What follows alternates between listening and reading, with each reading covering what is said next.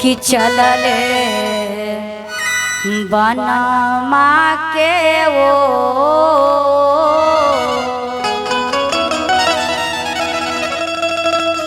अवधा से राम रघुरैया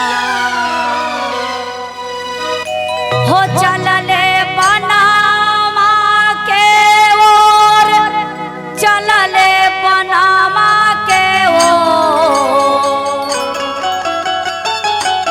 अवधा से राम रघुरैया कि चलले बनमा के वो अवधा से राम रघुरैया चलले बनमा के ओर अवधा से राम रघुरैया चलले बनमा के ओर अवधा से राम रघुरैया चलले बनमा के ओर चलले बनमा के ओर अवधा से राम रघुरैया चलले बनमा के ओर अवधा से राम रघुरैया चलले बनमा के ओर अवधा से राम रघुरैया रामा खेले होली राजू ताली बजा के झुमके काहे शर्मा रहे हैं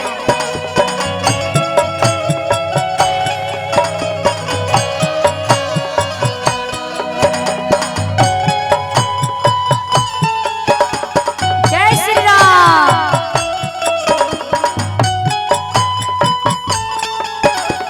क्या बात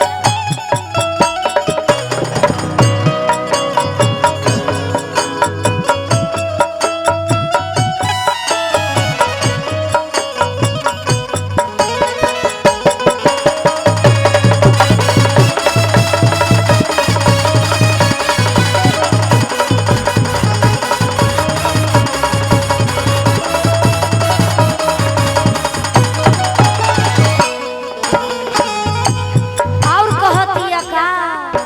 और के कई माई दशरथ से गेलन हल पूछे का कहलन मांगली के कई दशरथ से वचनवा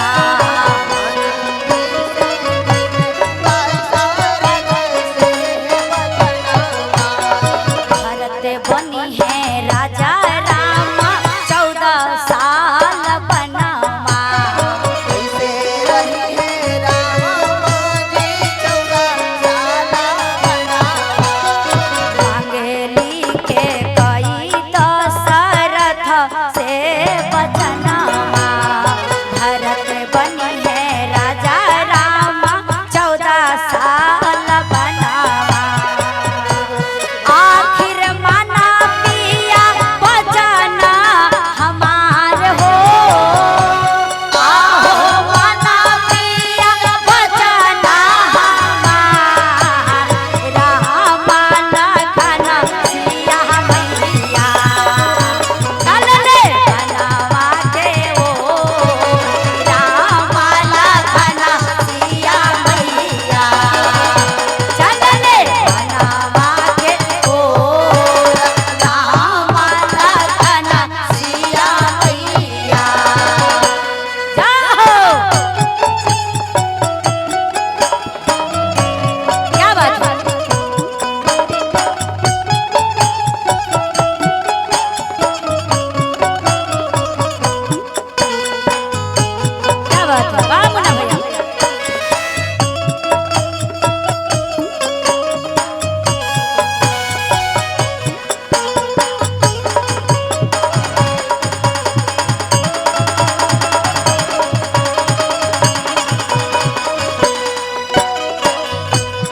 जब भरत जी कह रहे हैं अपना माता के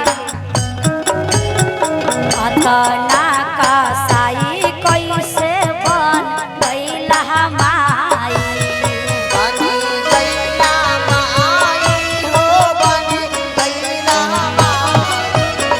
कैसे रे तेजब हम राम जैसन भाई राम जैसन भाई हो राम जैसन भाई अतना का साई कैसे बन गईला माई कैसे रे तेजब हम राम जैसन भाई आहो छिनी लिहलु बाबूजी के छाव हो आहो छिनी लिहलु बाबूजी के छाव राम लखन सिया मैया ले बनावा के ओर राम लखन सिया मैया चल रे बनावा के ओर राम लखन सिया मैया चल ले बनावा के ओर चल ले बनावा के ओर राम लखन सिया मैया चलले बनावा के ओर राम लखन सिया मैया चलले बनावा के ओर राम लखन सिया मैया चलले बनावा के ओर राम लखन सिया मैया ओ चलले बनावा के ओर चलले बनावा के ओर राम लखन सिया मैया चलले बनावा के ओर राम लखन सिया मैया चलले